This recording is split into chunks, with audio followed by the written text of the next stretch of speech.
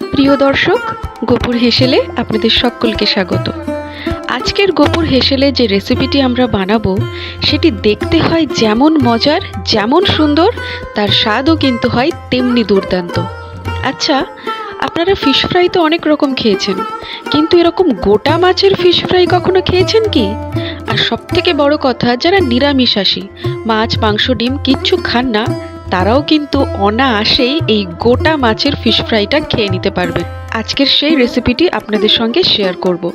তবে তার আগে একান্ত অনুরোধ, আপনারা কিন্তু এই গোপুর হেসেল চ্যানেলটিকে অতি অবশ্যই সাবস্ক্রাইব করবেন। এরকম মজার মজার রেসিপি দেখতে আপনাদের ভালোবাসা ও সহযোগিতা আমাদের একান্ত প্রয়োজনীয়। চলুন রেসিপিটি শুরু করা যাক। আমি গ্যাসের মধ্যে বসিয়ে দিয়েছি একটা পাত্র, তাতে দিয়ে দিয়েছি জল, আর এবার এতে সামান্য পরিমাণ নুন দিয়ে দিচ্ছি বেশ কিছুটা সয়াবিন। আমি সয়াবিনগুলিকে ভালো করে সেদ্ধ করে নেব, একটু ভালো করে নাড়িয়ে চাড়িয়ে নিচ্ছি। সয়াবিনগুলি যতক্ষণে সেদ্ধ হয়, চলুন একটা মণ্ড তৈরি করি। আমি 3 চামচ মতো আটা নিলাম আর 3 চামচ মতো নিলাম ময়দা। এবার এতে দিয়ে দিচ্ছি সামান্য একটু নুন স্বাদ অনুযায়ী আর অল্প একটু চিনি। প্রথমে হাত দিয়ে সমস্ত মিশ্রণটিকে একবার ভালো করে মাখিয়ে নেব, তারপর অল্প অল্প করে জল দিয়ে একটা ডো বানিয়ে নেব। ডোটা কিন্তু খুব শক্ত হবে না, আবার খুব নরম হবে না, অনেকটা ওই লুচির ডো যেরকম হয় সেরকমই, তবে অতটা নরম নয়, তার থেকে একটুখানি শক্ত হবে। খানিকটা মাখানো হয়ে গেলে এতে আমি দিয়ে দেবো সামান্য একটু সাদা তেল, আর তেল দিয়ে এটাকে আমি ভালো করে আরও একবার মাখিয়ে নেব।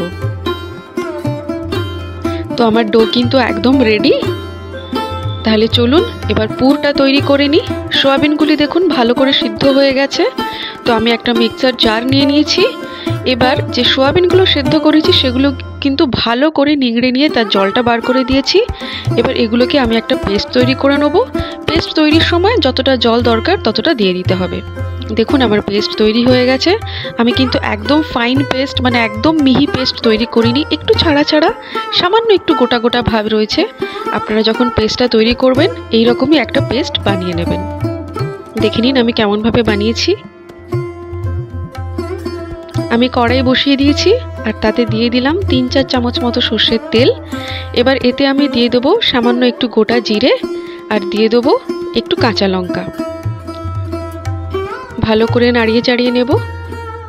খুব কম উপকরণেই এটি হয়ে যায়। এবার এর মধ্যে আমি দিচ্ছি বেটে রাখা সয়াবিনগুলো। ভালো করে একবার নাড়িয়ে চাড়িয়ে এর মধ্যে আমি একে একে দিয়ে দেবো নুন, সামান্য একটু হলুদ, একটু গুঁড়ো লঙ্কা, একটু জিরে গুঁড়ো, একটু ধনে গুঁড়ো আর অল্প একটু গোলমরিচের গুঁড়ো দিয়ে আমি এই মিশ্রণটাকে ভালো করে মাখিয়ে নেব। নুন যেহেতু সেদ্ধ সময় দিয়েছিলাম তাই বেশি দিলাম না, অল্প একটু তেল দিয়ে দিলাম।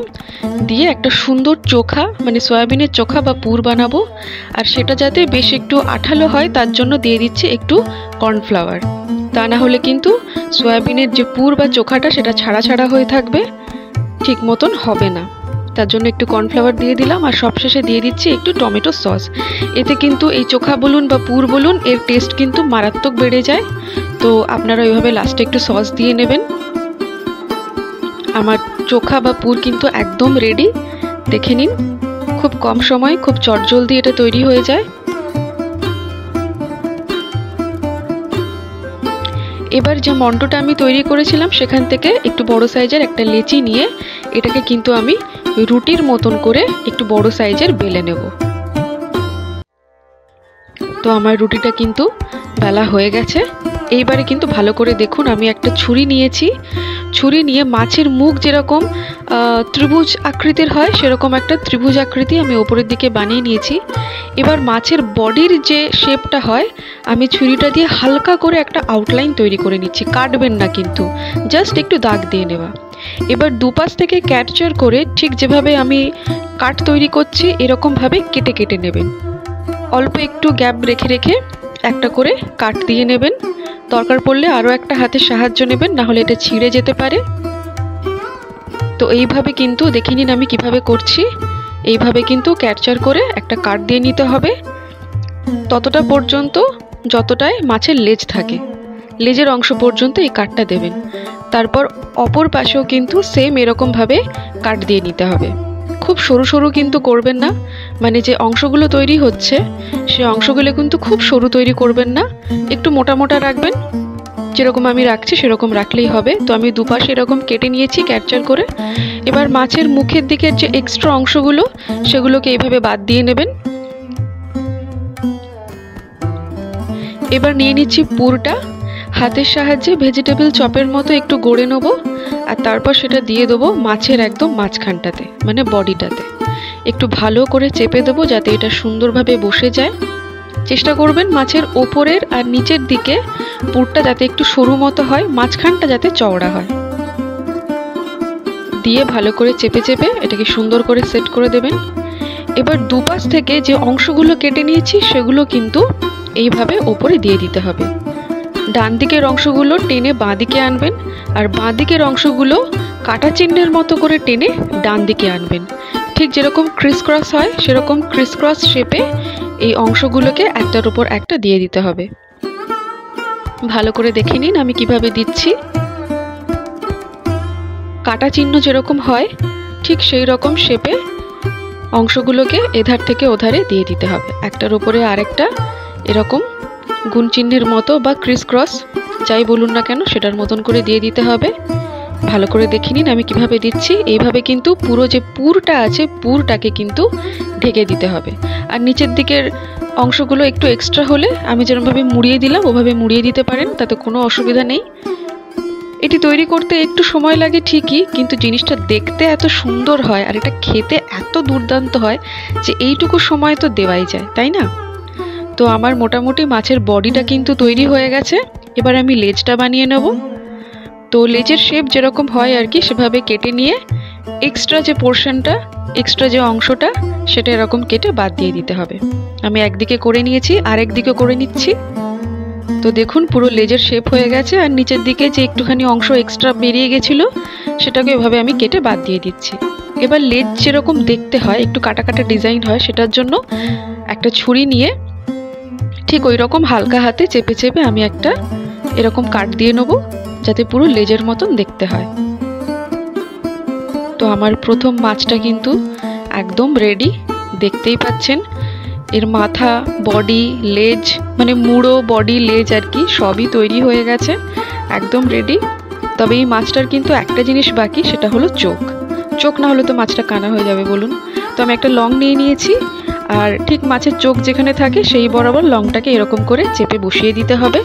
তো আমি সবগুলো মাছকে এভাবে গড়ে নিয়েছি, মাঝখানে পুর দিয়ে দুপাশ থেকে কাটা অংশগুলো দিয়ে ক্রিস ক্রস করে আমি মাছগুলোকে সুন্দর করে তৈরি করে নিয়েছি। এবার এগুলোকে আমি ভেজে নেব। তো আমি কড়াই বসিয়ে দিয়েছি, কড়াই গরমও হয়ে গেছে, তাতে তেলও দিয়ে দিয়েছি। এবার তেলটাকে কিন্তু পুরো কড়াইয়ের গায়ে এইভাবে একটু বুলিয়ে নেবেন, কারণ মাছগুলোর শেপ তো অনেক বড়, তো চিটকে যেতে পারে।